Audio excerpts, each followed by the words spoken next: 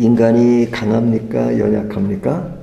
어떨 때 인간의 모습을 보면 정말 인간은 강하다, 그렇게 생각이 들 때가 있지만 또 어느 때를 보면 인간은 참 약하다 하는 생각을 하게 됩니다. 인간이 약하다는 그런 면들이 많지만 그 중에 하나를 보면 기회가 주어지면 날개를 펴고 또 위기가 오면 추락하는 그런 경우가 많잖아요. 뭐 이런 것은 누구나 겪는 문제인데, 그럴 때 인간의 어떤 이렇게 변하는 모습, 위축되다가도 또 막 올라가다가 하는 그런 모습을 보면 인간이 참 약하다 하는 그런 생각을 할 때가 있습니다. 오늘 본문의 이야기는 한쪽의 기회와 한쪽의 위기를 언급합니다. 한쪽이라는 것이 어디예요? 하만. 하만의 그 지금 되어지는 상황을 보면 아주 의기양양하고 모든 것이 자기 뜻대로 다 될 것 같은 그런 상황 속에 놓여 있고, 그 다음에 유다인들은 지금 완전히 아주 절대절명의 위기 가운데 있는 것을 봅니다. 그러면 그 유다의 위기라고 하는 것은 뭐 그 안에 포함되어 있는 오늘 본문에 나오는 주인공 역할을 하는 모르드게나 에스더 역시 위기죠. 물론 그 에스더 같은 경우는 지금 왕후로 있기 때문에 유다인들을 다 이렇게 멸한다 하더라도 뭐 그 사람은 왕후니까 뭐 죽지 않고 거기에 끼지 않을 가능성이 많죠. 모르드게도 마찬가지고요. 하지만 자기들이 산다고 해서 그 민족이 다 죽게 되는 상황에서 자유로울 수 없죠. 그리고 자유로운 마음도 가지고 있지 않죠. 그러니까 지금 이들에게는 엄청난 위기입니다. 자신 한 사람의 문제가 아니라 이건 완전히 나라 전체가 지금 무너지는 그런 상황이니까 아주 큰 위기 가운데 있는 것이죠. 근데 이제 이런 위기를 맞으면 그 위기를 견딘다는 것이 쉬운 일이 아니죠. 굉장히 힘들고 어려운 이야기입니다. 그래서 오늘 본문에 보면 그 위기를 겪는 그들의 이야기가 보통 예처럼 느껴지지 않습니다. 굉장히 심각하다, 굉장히 힘들다 하는 것을 보이게 되는데요. 그 힘든 상황들이 뭐 지금 쭉 나열되어 있습니다. 하지만 이 힘든 상황이 우리는 뒤에 내용도 알고 있잖아요. 뒤에 내용에 가면 이것이 지금은 굉장히 위기지만 나중에 가면 그것이 기회가 되고, 그리고 이제 민족이 살아나게 되는 그런 것을 알게 됩니다. 하지만 우리는 이미 뒤에 끝까지 아니까 이렇게 좀 안심되는 것이 있지만, 이 당시에 이 사람들은 앞으로 어떻게 될지를 모르잖아요. 그러니까 사람이 두려운 것이 뭐냐면 이게 앞으로 어떻게 될 줄을 모르기 때문에 사실은 더 두렵고 더 심각한 겁니다. 그러니까 뭐 많이 배우고 뭐 아주 아주 그냥 나라의 그런 관료로 있는 사람들도요, 뭐 정치 때가 되면, 선거 때가 되면 점쟁이를 그렇게 찾아간대. 점쟁이를 안 찾아가는 사람이 없을 정도라고 말할 정도로 그렇게 인간이 자기들의 행할 되어지는 일에 대해서 예측을 못하니까 불안하니까 그냥 예측을 알고 싶어 하는 겁니다. 그런데 이제 오늘 본문 속에서 이들도 굉장히 큰 아픔을 가지고 있는데, 그러나 이제 우리는 뒤에까지 아는 차원에서 오늘 본문을 보면 좀 안심 있게 보면 이들이 이런 위기 가운데서 얻어지는 유익이 뭐냐, 위기 가운데 얻어지는 유익이 뭐냐 하는 것을 좀 생각해 볼 수 있는데요. 첫 번째는요, 이들은 눈물의 의미를 압니다. 눈물의 의미를 압니다.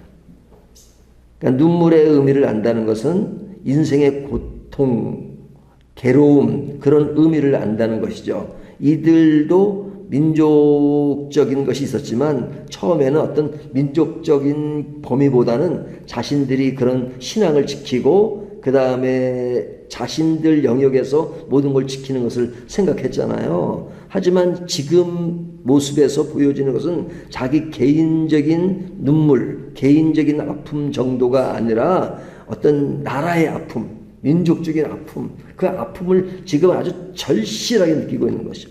그래서 오늘 본문에 보면 이 모르드게가 그 아픔을 어떻게 표현하고 있냐면요. 1절을 보면 자기 옷을 찢고 굵은 베옷을 입고 재를 뒤집어 쓰고 대성통곡하며 이렇게 말하죠. 또 크게 애통하며 금식하며 울며 부르짖고 굵은 베옷을 입고 재에 누운 자가 무수하더라. 그러니까 그가 그렇게 힘들어하는데 또 그와 함께 동조하는 사람도 있고, 그래서 굉장히 힘들어하는 모습을 지금 1절, 2절, 3절이 이야기하는데, 이런 곳에서 그들은 뭘 알고 있는 겁니까? 눈물을 아는 것이죠. 눈물. 그러니까 눈물과 반대되는 사람들의 역할이 그런 그 희극 배우들 있잖아요. 네. 유명한 사람도 있고. 근데 그런 사람들이 한결같이 말하는 것이 뭐냐면, 진짜 유명한 희극 배우가 되려면 눈물을 알아야 된다.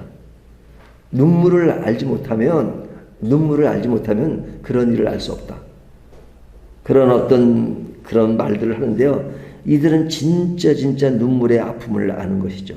눈물의 아픔을 알면 그 상대방의 눈물도 알게 되고, 그리고 눈물이 얼마나 힘들다는 것을 아죠. 근데 그걸 모르면 그냥 눈물 자체를 가볍게 얘기하는 사람들이 있죠. 그러니까 남들의 고통을 몰라요. 제가 아는 사람 중에 한 사람이 그런 사람이 있는데, 그 친구는 자기밖에 몰라요. 근데 이렇게 친구 부모님이 돌아가시잖아요. 야, 너희 아버지 죽었냐? 아니, 그냥 이런 얘기를, 그 사람은 지금 굉장히 장례하고 있는데, 너희 아버지 죽었냐? 야, 죽었도 다 천당 가, 이렇게. 너무너무 쉽게 얘기하고, 그리고 그 사람 요번에 아내가 죽었대. 그럼 재혼하면 되겠네. 이렇게 그냥, 이렇게 말을 툭툭 뱉어내는 것이 그냥 이게 사람을 완전히 그냥 진짜 얄밉게 만드는 그런 친구였어요.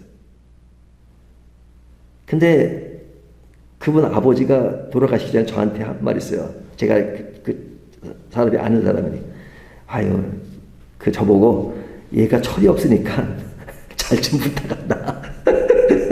그런 이야기를 할 정도로.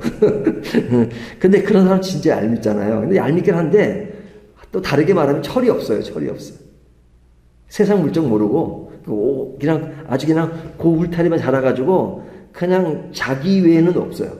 그러다 보니까 남의 고통을 몰라요. 하지만 자기에게 위기가 왔을 때는 또 엄청 엄살을 피고 제가 엄살이라고 말하는데, 자기 고통은 아주 이렇게 이만하게 부풀리고 자기 일은 크게 부풀리고 남의 일은 축소하잖아요. 왜 그래요? 눈물을 모르니까. 그렇기 때문에 눈물을 안다는 것은 굉장히 중요합니다. 두 번째는 이들은 기도의 간절함을 압니다. 기도의 간절함. 그래서 5절부터 9절까지 보면 사건의 전모를 모르드게가 이제 에스더에게 알게 되잖아요.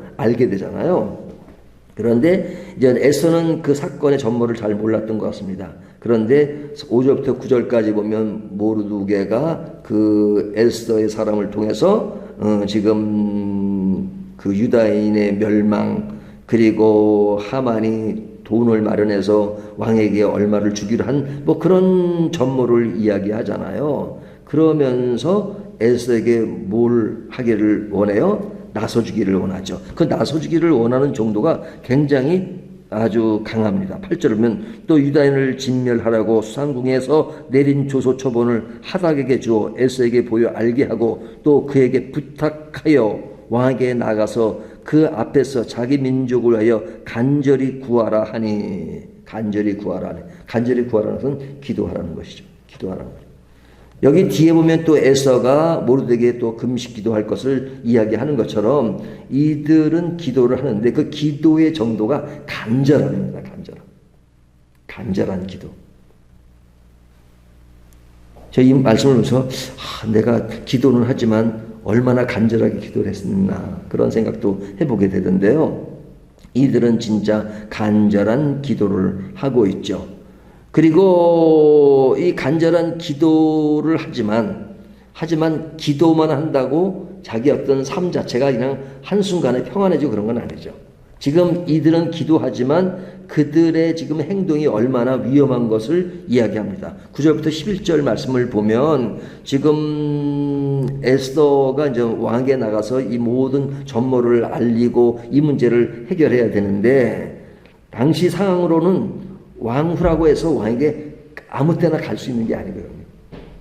그러니까 여기 보면 왕과 에스더가 이렇게 얘기하잖아요. 내가 왕을 이렇게 나간 지가 30일이 됐다. 30일이 됐다. 근데 이 왕은 이 에스더가 그렇게 좋다고 앞에는 그렇게 얘기하지만 뭐 이 왕은 뭐 여자가 한둘입니까? 그러니까 왕후지만 나간 지가 30일이 됐다. 근데 그냥 왕이 이렇게 부기 전에 나가면 그냥 뭐 완전히 그냥 그 앞에 왔을 때가 이렇게 그냥 잘린 것처럼 그렇게 될 수도 있잖아요. 잘린 정도가 아니라 어떨 때는 그냥 왕이 좀 과격하면 죽일 수도 있는 그런 상황이었잖아요.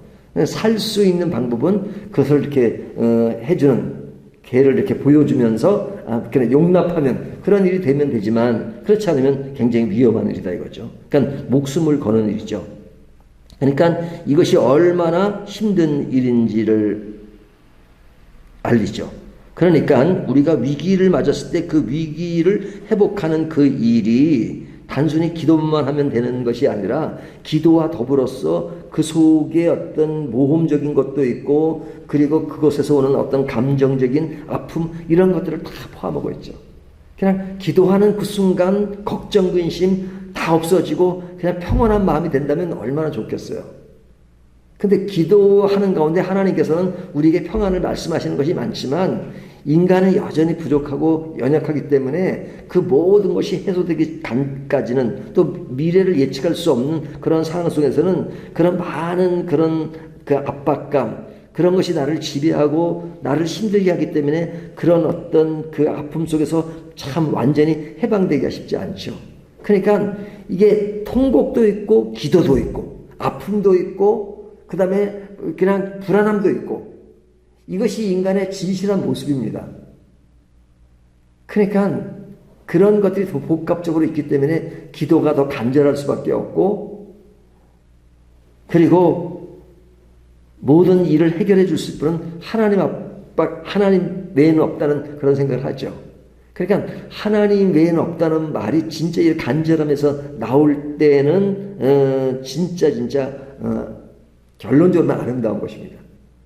근데 그냥 좀 뭐랄까 뭐든지 그냥 뭐 좀 해피하기 위해서 뭐 하나님이 알아서 해주겠지 그런 식으로 또 하나님을 생각할 때가 있잖아요. 자기 해피형으로. 그러나 여기에서의 그런 것은 굉장히 간절함, 모험 그런 것들이 있는 것을 볼 수 있죠. 그리고 이런 모습 속에서 신앙은 정말로 모험일 요소를 배제할 수 없다 하는 것을 이야기합니다. 그리고 제일 마지막에 보면 신앙은 결단을 요합니다. 결단. 그 결단이 뭡니까? 우리가 너무 잘 알고 있는 죽으면 죽으리라 하는 말이 나오죠. 16절에 보면 뒤에 보면 금식한 후에 규례를 어기고 왕에게 나아가리니 죽으면 죽으리다 하니라.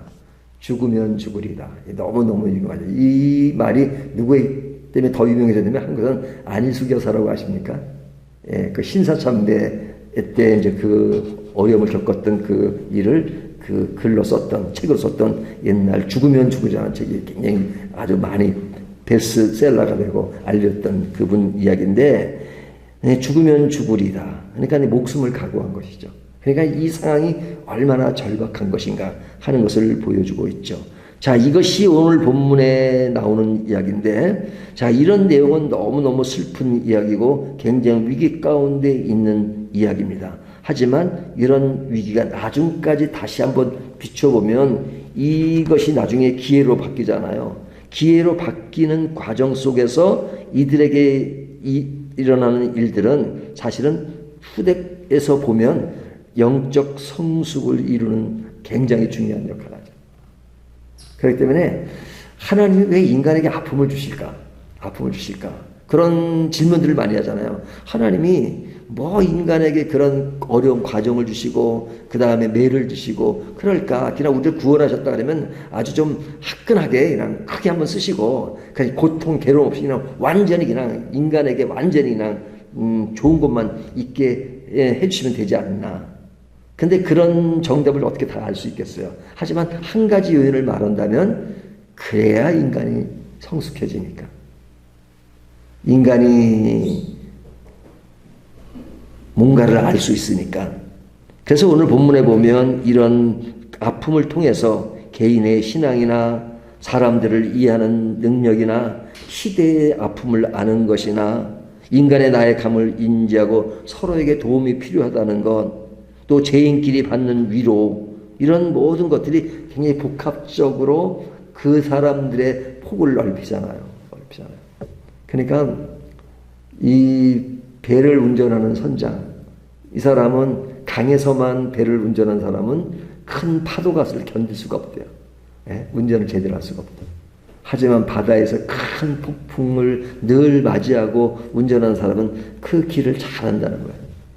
아픔이 클수록 그 아픔은 힘든 것이지만 그 사람을 크게 만든다 하는 그런 이야기를 하지 않습니까? 그래서 그런 과정 속에서 그것이 기회가 됐을 때 그 과거에 아팠던 그 위기들은 굉장히 아름다운 추억으로 남죠. 그러니까 옛날에 대재벌가 중에 한 사람이잖아요. 옛날에 학교도 제대로 못 다녔고 가난했고 그런 것들이 그 사람에게는 굉장히 아름다운 경력이 되는 겁니다. 이력이 되는 겁니다. 내가 그런 사람이었지만 지금 성공했다 이러잖아요. 근데 그런 과거의 아픔을 자꾸 숨기고 하는 사람들은 어떤 사람이에요? 자꾸 숨기려고 하는 사람은 지금의 상황이 이렇게 숨길 만한 그런 상황 가운데 있다고 생각하는 거죠. 하지만 그런 지금의 상황이 어떻든 간에 그런 모든 것들을 초월할 수 있으면 더 좋겠죠. 하지만 우리의 모습 속에서 우리가 위기가 왔을 때 그 위기는 위기로만 끝나는 것이 아니라 기회가 올 수 있다는 것. 그래서 저는 이 말씀을 보면서 운동 경기가 생각나요. 우리 정치선 야구 좋아하시잖아요. 그 옛날에 이제 그런 말이 있는데 그냥 9회 말 2 스트라이크 3볼에서 완전히 역전되는 경우가 있잖아요. 역전되잖아요. 완전 졌어요 지금. 막 졌어요. 근데 졌는데 그냥 마지막 공 한 개가 그냥 결국 완전히 역전하는 그런 것을 보고 막 박수를 치고 난리를 쳤던 그런 저도 경험이 있는데요. 그걸 보면 이게 운동 경기로 보면 이제 완전 졌다. 이젠 완전히 그냥 그 구경하던 사람도 막 나가고 막 그런데 그냥 마지막 한 방에 그냥 완전 그 전세를 뒤집는 그런 것이잖아요. 근데 운동 경기가 그런 걸 리얼하게 보이지만 우리 인생도 그런 경우가 많은 것 같습니다. 그래서 저는 그런 간증들을 많이 들어봤거든요. 6.25 전쟁 때 가서 그냥 완전히 그런 전쟁 속에 포위되고 완전 죽을 수밖에 없는데 그 속에서 살아난 이야기를 해요. 근데 그 사람이 딱 총 한 발 있었는데 그걸 딱 그냥 쐈대요. 쐈는데 그게 무슨 신호탄이었나 해가지고 그 사람들한테 후퇴하라는 명령을 해가지고 살아났다는 그런 얘기도 들어본 적이 있는데 사람의 인생사라는 것이 끝났다고 생각하지만 끝난 것이 아니라 그것이 새로운 기회가 되는 그런 일들이 많은데 이런 때 이 본문에 나오는 일들은 정말로 얼마나 큰 위기였습니까? 유대인이 완전 전면되는 그런 상인데 이런 과정을 통해서 그들이 얼마나 커가고 있는가 하는 것을 또 우리에게 교훈하고 있습니다. 기도하겠습니다.